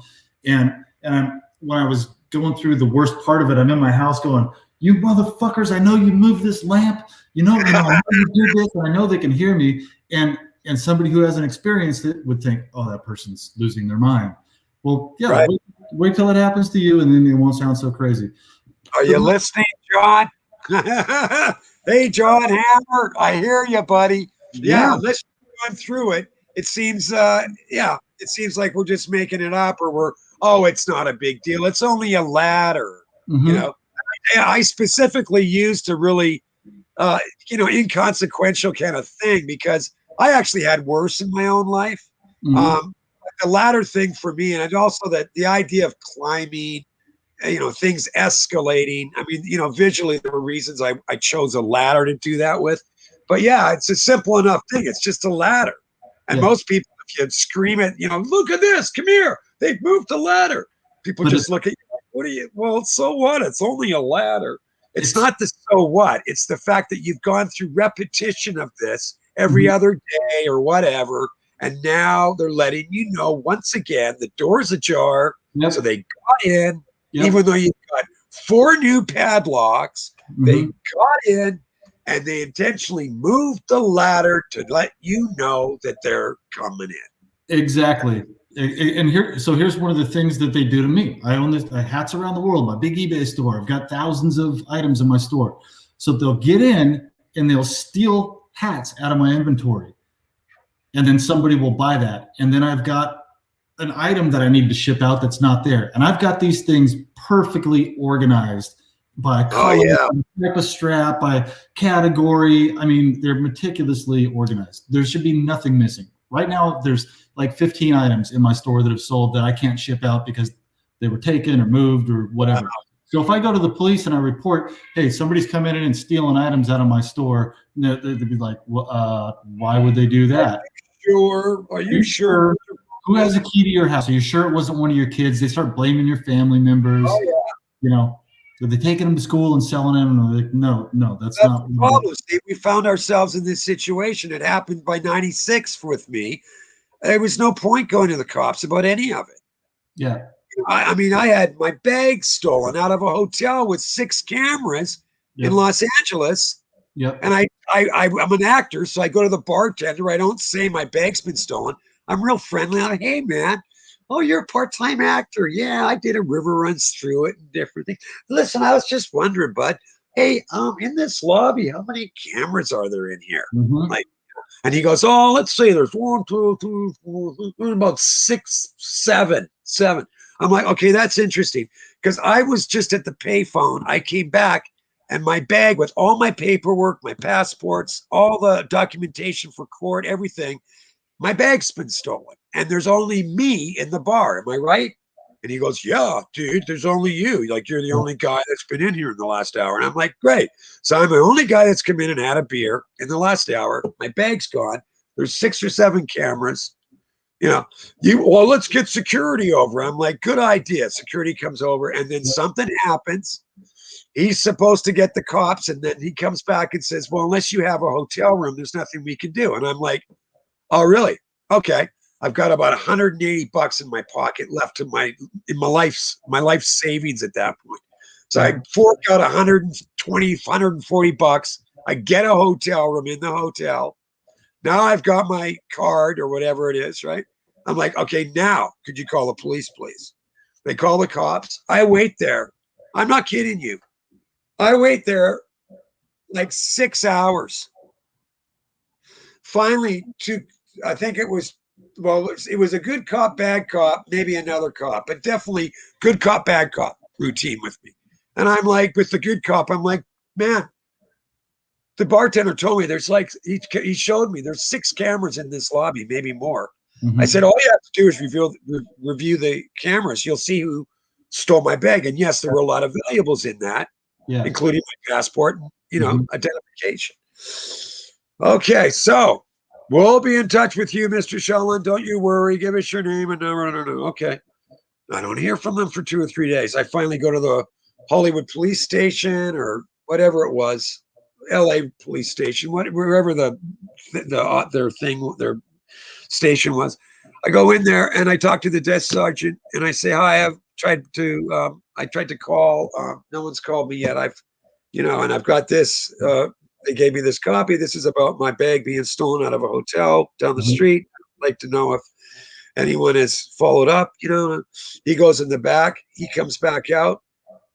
And now his demeanor's totally changed. And he's like, you have to leave or we're going to arrest you. I'm like, arrest me for what? You better leave or we're going to arrest you. And you're like, wait, I'm the victim here. You're supposed to be helping me. And it never fails when you try to get security footage. There's always a glitch with the cameras, or the system went down, or they just tell you, no, I'm sorry. If you want that footage, you have to subpoena it. You have to have an attorney subpoena that footage. I've tried it several times. Gas station up here. My son got jumped at his high school, Norman, Oklahoma. And I was like, you guys have cameras all over the front of the high school, aiming at exactly where this happened. Our system went down. It was broken that day. I've never once got any of the footage that, why so many cameras?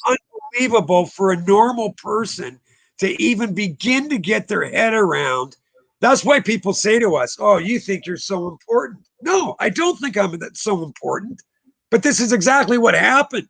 Yeah. Why could I not get the footage off the surveillance camera? Isn't that the reason for having surveillance cameras in a hotel? That's what we're told. The guy in the bar, and yet you can't review it, or it doesn't exist, or Yep, that's what we're told. Oh, it's for our security, it's for our safety. But then you try to use them in that capacity, and then all of a sudden you can't use anything. And then you start going, well, wait, why so many cameras? Oh, maybe that's to protect the bad guys and not the good guys. Yeah, maybe. All right. Well, here. Guy was like, he couldn't understand it. He was just like this. I don't get it. Yep. And he was actually a good guy because he was backing me up with the cops. Yeah. And he's saying, this guy, he's a successful actor. He's done a lot of films. And honestly, he was alone in here. Like, and this actually, he went to the payphone. He came back. His bag was gone. I didn't see anyone. But I know we've got these cameras. I mean, why can't you review them for him? Yeah. So he knew who took his bag, Mhm. And then, the bartender wasn't in on the fix. He was actually a good guy. Yeah, yeah, and there's a lot of good people out there that just haven't experienced this stuff, or they haven't been subjected to certain things, so they wouldn't even stop to think like, oh, this crazy stuff goes on. What, they're just doing their thing. Yeah. So, all right, well, here, I'm going to multitask here. I have to take a bathroom break, so I'm going to play clip 4, and I'm going to try to make it back before that clip is over. Okay. All right. Ready? Yeah. Go. Bathroom break.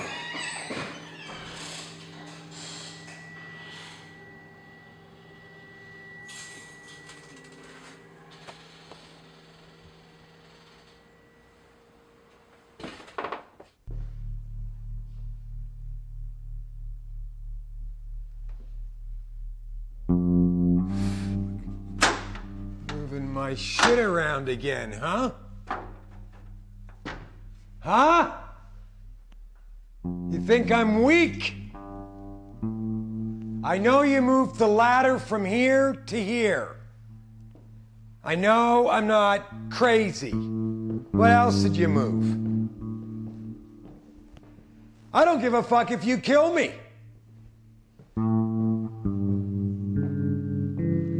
But you don't have the jam for that, do you? Because then it would look too obvious. Then it's not as much fun. It's more fun having everyone around me believe that I'm losing my fucking head. So you keep the game up. You keep this fucking game going.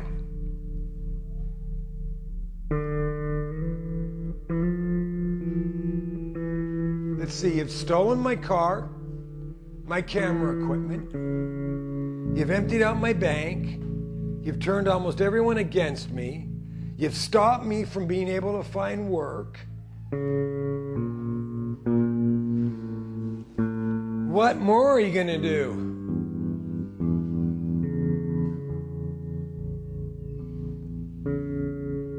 But you won't kill me.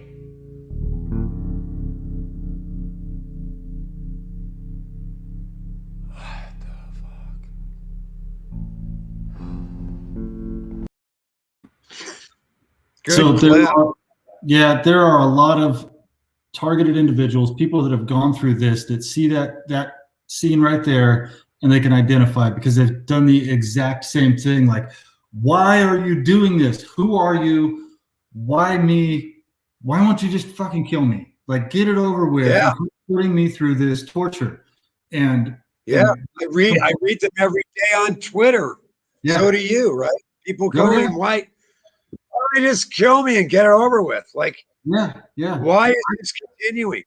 Yeah, no, I've hoped for that before. Like, it was, you understand, but it got so bad to where I was just like, this is so much pain and agony every single day, 24 hours a day, 7 days a week, even when I sleep. That's a whole nother show. But where I was just like, please, God, just don't, let me just not wake up tomorrow. And then I don't have to deal with this anymore. I'm past that point now. I feel like I've been subjected to this for a reason, and there's a reason for this in the long run. Maybe whether it's to help somebody who's also taken it and you made lemonade in the sense that you brought awareness to it for a lot of people. I mean, I made my film, fine, but you're doing this day in and day out, or certainly on a weekly or bi-weekly basis, and you're doing your videos. And I mean, you've really changed people's lives that are TIs that felt like giving up, and then you've given them the strength to continue because you're doing it. Others are doing it. Okay, I guess there's a reason for it. I don't know what that is. Yeah. It's a shame because I think of the world as a great place, rivers, lakes, trees, the world is an oasis. It's a great world that we live in. It's so sad that it's so contaminated with evil. Yep. And we're doing everything we can to make it a better place. And every single day of my life, I'm putting effort into this. If I'm not doing a YouTube video or an interview with somebody, I'm talking to somebody on the street.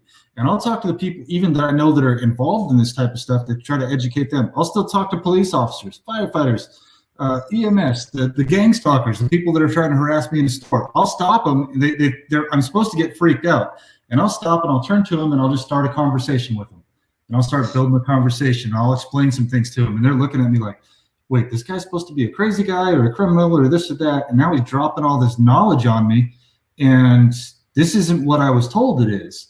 So I do that every single day of my life. And when I'm speaking to somebody, I'll go, okay, now I'm not singling you out. I do this to everybody. So if you want me to shut up, I'll quit talking. But as long as you'll listen to me, I'll talk to you and we can have a conversation. I'm talking all day, every day with all kinds of people. And I've met people in my community that I can see the wheels turning in their head as I'm explaining stuff to them. Thinking like, oh, wait, this is what I'm a part of?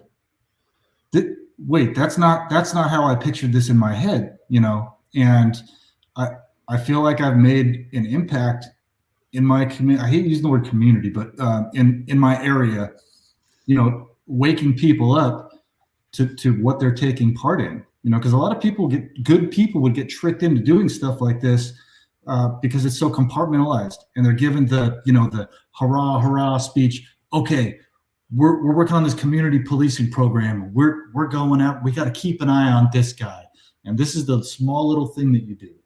And they don't. Well, it doesn't work. It doesn't work with me where I am right now, and it hasn't for a while. And I think one of the reasons is because it's a town within a town within a city where I live. I live in a little village inside a city. Mm-hmm. I'm about the only guy that was a American actor. I'm the only Hollywood guy in the area. And even though people don't say it to your face, you kind of, people are, hey, that's that guy from River Runs Through. He wasn't Gone in 60 Seconds. They do that behind my back. And that's fine. But I've made it harder on the community gang stalking stuff to take place because too many people know he's that actor guy. Yeah, he's a little offbeat. He's a little weird. He's an artist now, apparently. But you see, it doesn't work as well because there's too many people that know me or know Kim. So they can't get away with, this is a very dangerous man living next door to you. And, doesn't work anymore, man. Yeah, so I get a whole bunch of crap online and I get crank calls once in a while, not often. We've had one or two break-ins where stuff's stolen and then put back. But other than that, I don't get it. And I think it's because I was once a quasi-famous guy and too many people know me in the area. So it doesn't hold any water, them telling me how dangerous I am. Yeah. Good. Whereas with you and your community, they can probably still get away with that to an extent, right? But the more videos and the more you get out there, Michael Barden, let's look him up. Oh, wow. Yep. No, that's a good point, man, because because my whole neighborhood, it was, as I'm driving down the street, they're doing all this stuff. Like they would open up their garage doors in sequence as I'm driving. Yeah. As I get to one opens, I get to the next and the next one opens. They're coming out with their phones and all this stuff. And I've watched it change as the years have gone by, and I've talked to some of these people and they've done some research on me and they realize, hey, that guy's not some crazy criminal. Yeah. He's a United States veteran. He's a journalist. He's talking about this and that. And he has all these different people on his channel. And I know that some of them have researched me because they've completely changed the way that they act towards me. There's one guy, and he literally has gang stalked me before. He's like stood in my driveway while I'm trying to back my truck in so I can't get in and stuff. And I even yelled at him one day. I was like, "Get the fuck out of my way, you gang stalker!" And he was like, "What? You can't say I'm in a gang?" And the whole 9 yards. But that guy, I hope you're watching right now, buddy. That guy, when I drive by now, he waves at me, and he's just like, wow. "Hey man, how you doing?" And I wave back, and it's like, okay, I reached that guy somehow. He knows about me. He knows my real story. Well, maybe that's one of the messages that we're supposed to convey to people today is that don't suffer in your basement and be silent. Talk to your neighbors, talk to your community, make videos. get your name out. What's your name? My name's Michael Barden, Barden. Yeah, that's right. Get your stuff out there and it will dissipate, because it has for me. Yeah. I think in the beginning in Hollywood, who knows what they did behind my back? I was a wife beater. I mean, I was fired from an acting agency because my acting agent said I was a coke dealer. I bought cocaine maybe twice in my life, and the one time was for a friend. I've never been a cokehead at all. I actually can't stand the drug cocaine. I've had tons of friends that did coke, but I think when I was real young, I did some cocaine in like New York and stuff, but I never paid for it. But I've never been a cocaine addict. But that was one of the things around my name in LA, is that I was a big coke dealer. What? I think they'll tell the different people whatever, so they know as much information about the people that they're managing as they do about us. So whatever that person's been through in their life, that's right. They tell that person whatever will get the most visceral reaction from them. And then so imagine you've got a neighbor, a woman who was sexually abused, right? So they're going to tell her that you're a pedophile. Yep. Exactly. Yeah. And then it makes it easier for that person to take part in whatever they're doing, because then they have this, like they hate you kind of thing, and it's the slander campaign. I talk about it all the time. Slander. Yeah. Well, you can see it in their eyes when they first see you and stuff, and you're like, I don't get it. Why does this person? I'm an actor. I know about instincts and stuff. Yeah. Why does this person hate me so deeply, so much? Like, I've never done anything to this person. Like, or met them. People you've never met in your life that have this just like, I know. Exactly. Yep. Yeah, he's totally freaked me out. I haven't had that here, not very often. Let's put it that way. Yeah. And a couple break-ins, right, Kim? And that's it. Well, that's good, man. I'm glad to hear that things are better for you there. And the other downside, Michael, is that now, because I've been kind of left alone the last couple of years, the downside is that, I've had time. You were saying how there's a lot of stuff you can't cram in your brain, right? So because I've had a couple of years kind of off from it, I've started to remember things that I'd forgotten. And I've tried to write things down. It's like, the horror of it all. Yeah. Like, it's way worse than I remember. And I can remember instances now that I couldn't before, because I probably didn't have room in my brain for it. And it's like, oh my God, they did that, and so the PTSD is sort of kicked up a notch, just because, a lot of things I'd forgotten, I'm now remembering, So you just proved a point that I talk about all the time. A lot of this long-term trauma that's induced into our lives is meant to dissociate our brains, to give you multiple personality disorder, dissociative identity disorder, whatever they want to call it, but to compartmentalize all that trauma, and it pushes back your memories. So say you were like a victim of child trafficking, or you knew some information that you weren't supposed to know. Like, your dad worked for Lockheed Martin and took you to work, and you saw some room that you weren't supposed to see, kind of like in your movie. That actually happened to me. My dad worked for Lockheed Martin Skunk Works. I remember.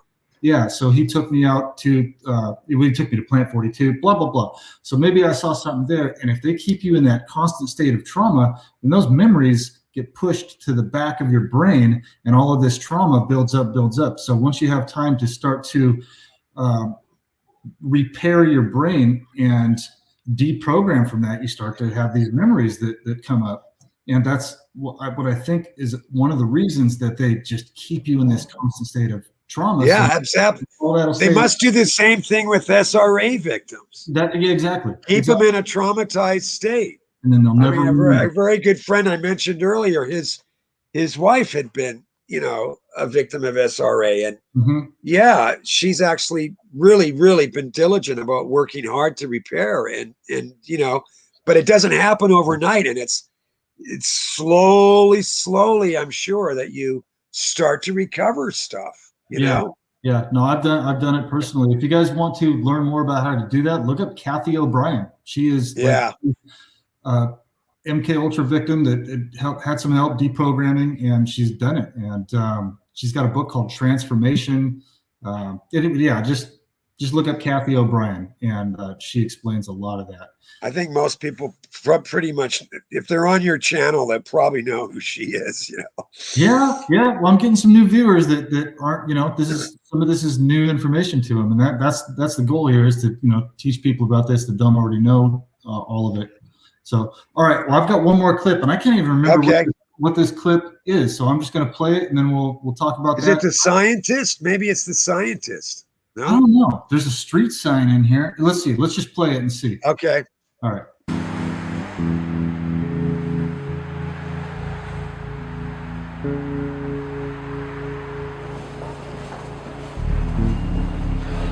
They won't do anything. The cops don't want to know. And when I go back, I'm asked to leave. And when I phone, they won't take my call. Yeah, it's like I have some disease or something all of a sudden. I'm a leper. That's funny, is it?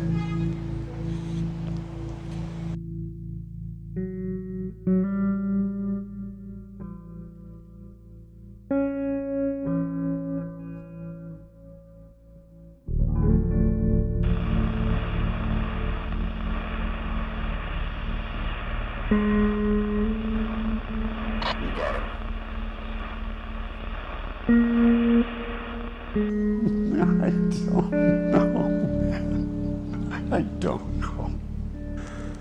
Okay.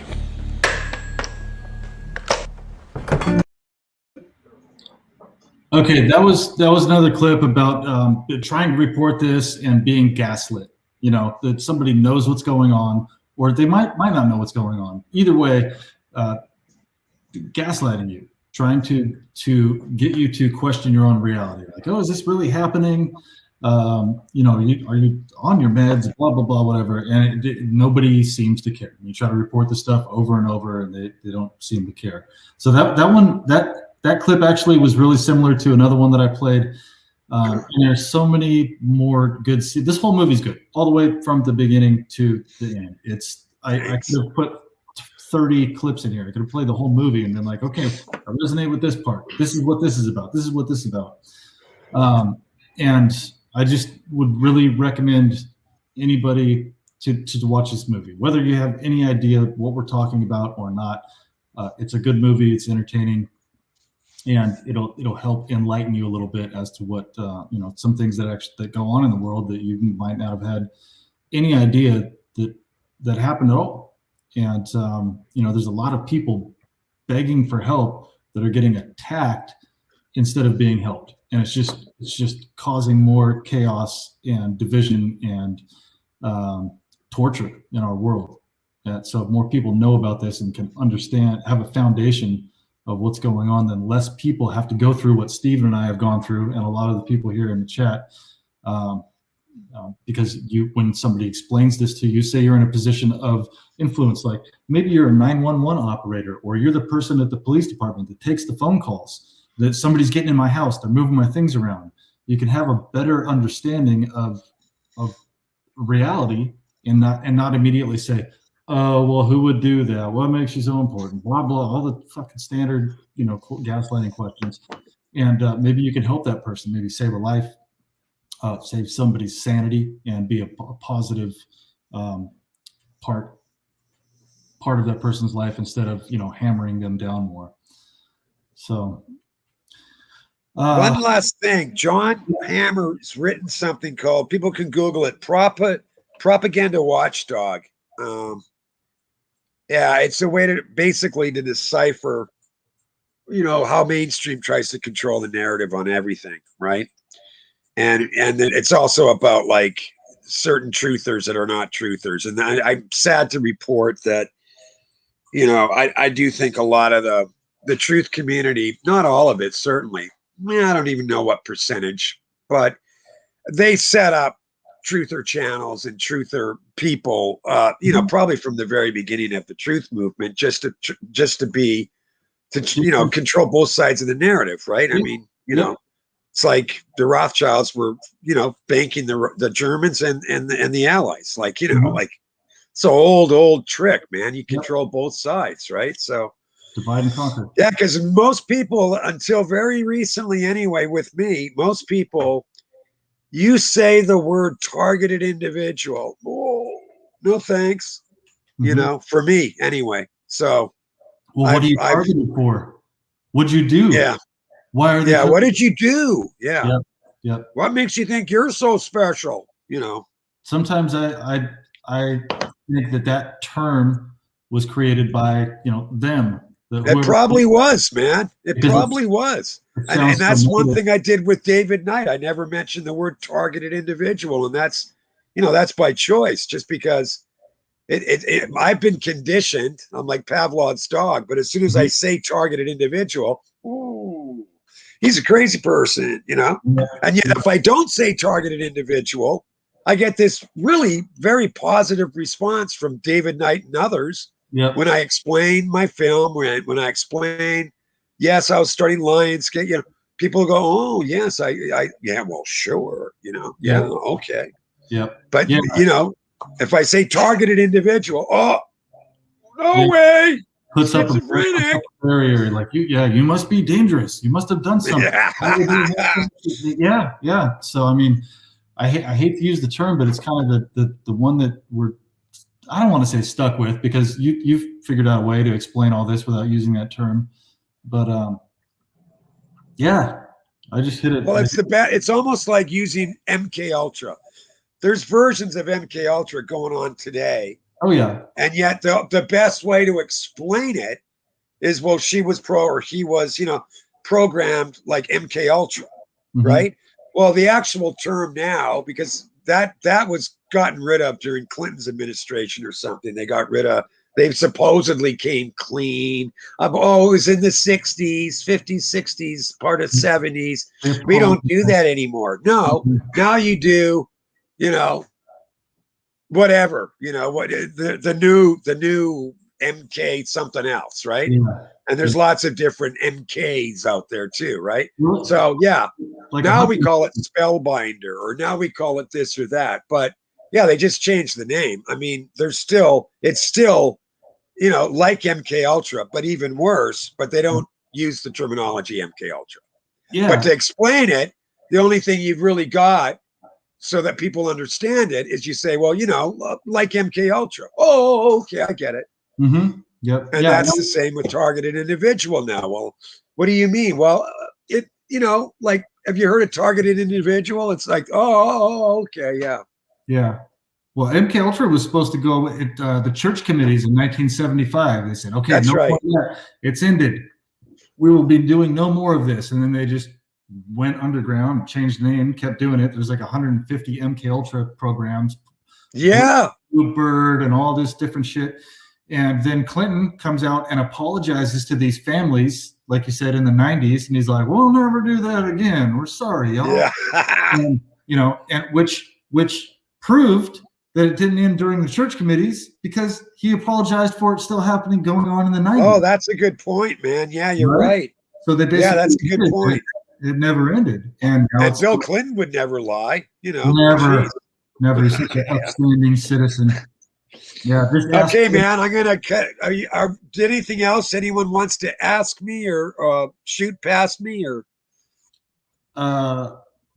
anybody have a question for Stephen before we go? We've been here, almost 2 hours, man. Thank you so much for spending so much time with me. I appreciate it. Oh, my pleasure. I like you. You know that, man. Yeah, if I was in Arizona, I'd be hanging out at your place. And vice versa. If I was in Canada, if they'd let me in, they probably wouldn't let me in Canada.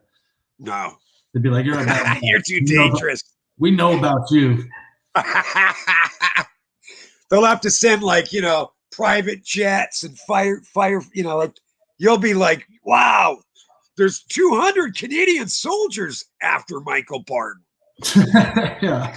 CSIS, right? Isn't that what they call you guys, CIA over there? CSIS? My partner in Lionsgate, he claimed, he was a lawyer in Vancouver, and he claimed, and his friends did, that his father ran CSIS. So yeah, that's another end of my problem. My partner's father supposedly ran CSIS, and that prick told me, forget about your kids or you're dead. Yeah. That's nice, huh? Something a psychopath would say. Yeah. Yeah. Really nice guy. Nice lawyer. Nice. Thanks a lot, John Hardy. Wow. Interesting. Okay, well, hey man, let's try to do this again sometime. Anytime you want to come out, if there's anything new you want to talk about, I know. Okay, man. This reminds me. Here, I'll end on this. This kind of reminds me of when I was an insurance agent. I learned everything there was to know about insurance, and then I had to repeat it over and over and over and over and over. And Stephen and I both do that. You know, we're like insurance agents trying to sell the truth, only there's no profit in it for us. We're just doing this because we want people to learn about what's going on. That's right. And I've actually learned some new stuff today. I don't know what specifically, but there were a few things you said. Oh, that's stuff about your wife too, the wife that disappeared. Man. Yeah. Yeah, that's remarkable. Like, there's a lot of that story too, but I didn't want to keep you here for 5 hours. So all right.